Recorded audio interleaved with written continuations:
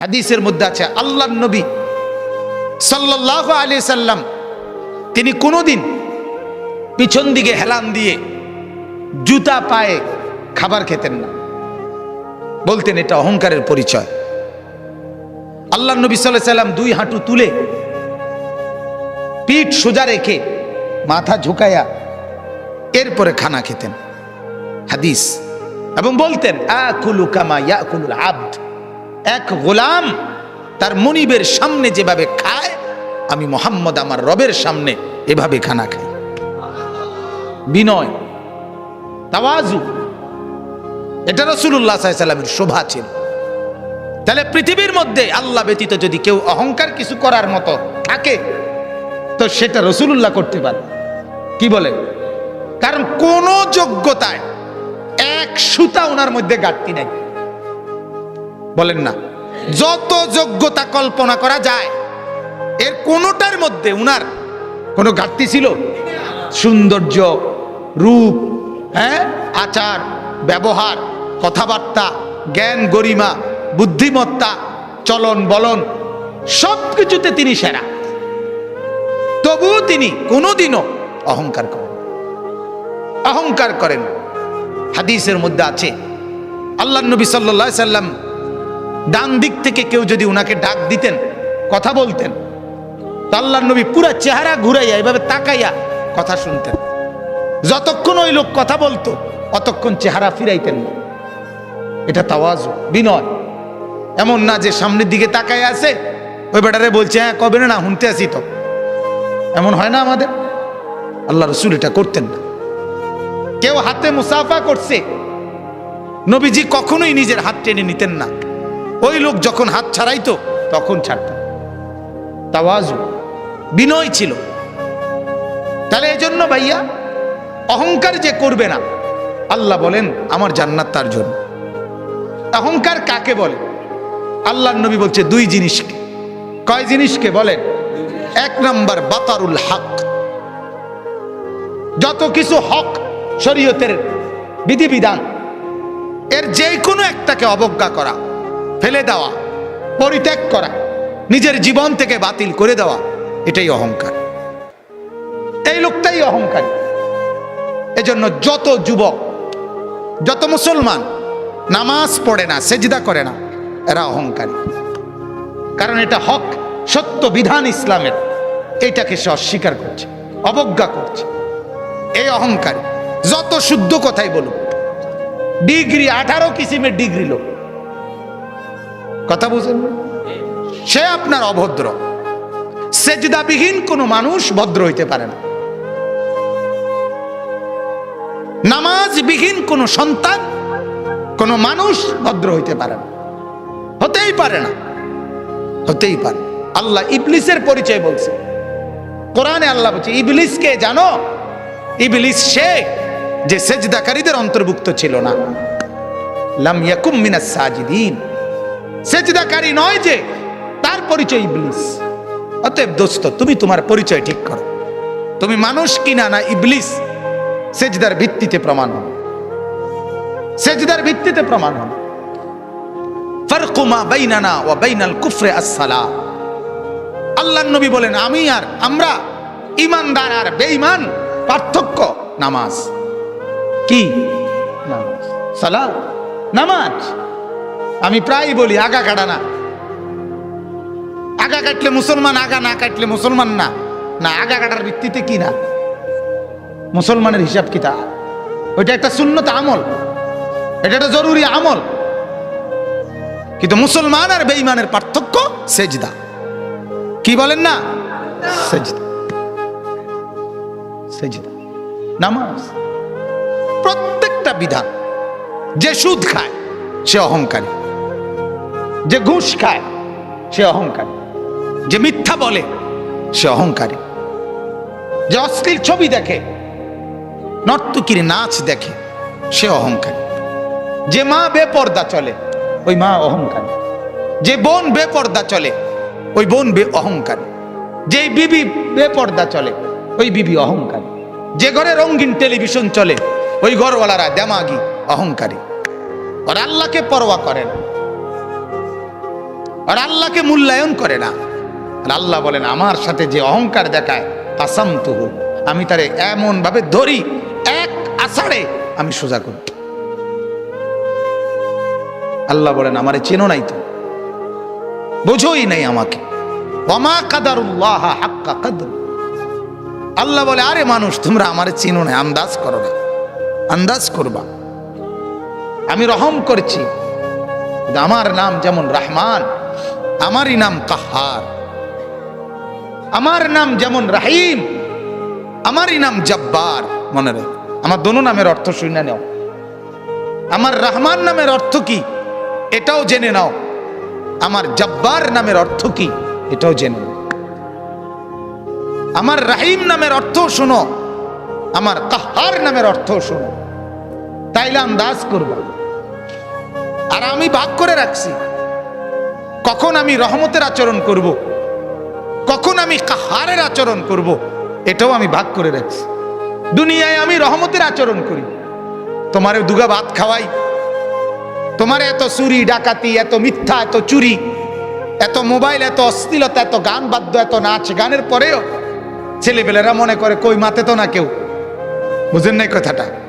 আল্লাহ কিচ্ছু তো কই কই এর মলে কি থাপড় দিল নইলে, দুই একটা আচার দিল নইলে, কিচ্ছু তো কয় না। আমি তো আমার নাফরমানির উপরে তো আমি বহাল তো বিয়েতেই কি আছি।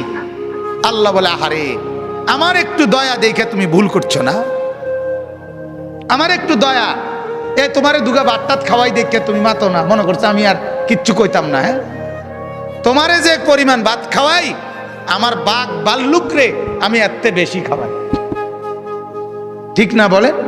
আমার হাতিকে, আমার তিমিকে আমি এর চাইতে বেশি খাওয়াই। অতএব এটারে তুমি কিছু মনে করো না, আমার শাস্তি বড় সাংঘাতিক। আন্না আযাবি হুয়াল আযাবুল আলীম। আল্লাহ বলেন আমার আযাব বড় ভয়ঙ্কর আযাব। অতএব আমার বাপ প্রত্যেকটা গুনাহ অহংকার, প্রতিটা গুনাহ কি বলেন না অহংকার, অহংকার, অহংকার মানে সে আল্লাহর সাথে বড়াই করছে, আল্লাহকে কিছুই মনে করে না। ছেলেরা এই বাপ একজনও যদি হয়, একজনও যদি শুনে থাকো, তোমার কাছেই বলছি, আল্লাহর কথার একটা নিয়ম মনে রাখবেন, সবাই একরকম হয়ে যায় না, একজন আরেকজন থেকে আলাদা হয়ে যান। অর্থাৎ সবাই একত্রে একসাথে গুনার উপরে জমে যায় না। গুনার পরিবেশ থেকে আপনি একজন হলে একজনই আলাদা হয়ে যান, আপনি তার জন্য আর ফিকির করেন না। যখন দেখবেন নাফরমানি ছাড়ছে না, আপনি নিজেকে বাঁচায় ফেলেন। হাদিসের মধ্যে আছে, হযরত হুযায়ফা রাদিয়াল্লাহু তাআলা আনহু বলছেন, ইয়া রাসূলুল্লাহ, যদি আমি কখনো এমন দেখি যে আমার সমাজের প্রত্যেকেই গুনাহ আর নাফরমানির মধ্যে মজবুত হয়ে গেছে, আমি কি তখন তাদের সাথে মিশে যাব? আল্লাহর নবী বলছেন না, প্রয়োজনে গাছের গোড়ালি, গাছের শেকড় কামড়াইয়া ধইরা হইল, একলা হইল, নিজেকে বাঁচাইবে। বুঝছেন? আমরা দিবানিশি বলে যাচ্ছি, এর ভিতরে দিয়া গোটা পৃথিবী আমল না করুক, তো নিজের ব্যাপারে সিদ্ধান্ত নিয়ে রাখছি আমি নামাজ পড়বই। আমার শায়েখ আল্লামা মুফতি মুশতাকুন নবী সাহেব বলে এই কথা, যে জিকিরের কথা আমি দিন রাত বলে যাচ্ছি, আর বলার দ্বারা যে পড়ছে তো পড়ছে, কিন্তু কেউ যদি না পড়ে, আমি মুশতাকুন নবী সিদ্ধান্ত নিয়ে রাখছি আমি জিকির করবই। হুজুরের কথা এটা, আমি না করবই, বাকি অন্য করেও বলতেছি। এখন যদি কেউ না শুনে অসুবিধা কি? 300 বছর দাওয়াত দিছে, এমন নবী পৃথিবীতে ছিল, একজনই মানানে নাই। হাদিসে আছে, বুঝেন নাই? একজনও কি আনে নাই? কিছে ওই নবী মার গেছে নাকি? ওই নবী বাদ। সূরা ইয়াসিনের মধ্যে আছে 3জন নবী একত্রে দাওয়াত দিছে, 3জন রাসূল। ফাআযাযনা বিসালিতিন, তৃতীয় জনকে দেওয়ার পরে 3জন রাসূল, 3জন রাসূলের দাওয়াতে ঈমান আনছে শুধু একজন। ওয়াজাআ মিন আকসাল মাদিনাতি রাজুলুন ইয়াসআ, একজন। কি হইছে? এজন্য বাপ এটা ফিকির করা, আমার দ্বারা যেন অহংকার না হয়। আমি অনুরোধ করছি, আপনারা যারা শেষবারে বসলেন, আল্লাহ আপনাদের উপরে রহম করেন। আপনাদের কাছে অনুরোধ বাজার, যখনই কোরআনের কথা শুনবেন, আল্লাহর কথা শুনবেন, দিল সাফ করে বসবেন, নিয়ত করে বসবেন। 6 ঘন্টা না শুনলেন, না শুনলেন, 1 ঘন্টাই যখন শুনবেন, একদম ফারেক হইয়া, কোন দোস্ত বন্ধু লগে না লইয়া, একলা চুপচাপ শুনবেন। বন্ধুকে বলে দিবেন, তুই আনতে সর, আমি আমার কথাই শুধু শুনবো এখন। দেখবেন এতে ফায়দা হয়, এতে ফায়দা হয়, উপকার হয়। আজকে এজন্য এই গুনার উপরে জমে থাকা, ঠাট্টা মনে করা, ওয়াজটাকে ঠাট্টার বিষয় বানা করে, হাসে, ব্যাটকায়, কিচ্ছা কয়, গল্প করে, তামসা করে, এটার নাম ওয়াজ। মানুষ জমছে না বাজান, না বাজান। আখেরাতে লোক সংখ্যার ভিত্তিতে নেকি না, লোক সংখ্যার ভিত্তিতে না, না না। কোরআনে আল্লাহ বলছে, আমি কোয়ান্টিটি না, আমি কোয়ালিটি দেখব। আমি পরিমাণ না, গুণগত মান দেখব, গুণগত মান। কারো 1 সেজদা 7 আসমান আর জমিনের চাইতে ভারী হবে, কারো 1 কোটি সেজদা ওজনে আসবে না। ওই যে সুন্নত মোতাবেক হয় নাই, কোরআনে আছে, ফালা নুকিমু লাহুম ইয়াউমাল কিয়ামাতি ওয়াজনা।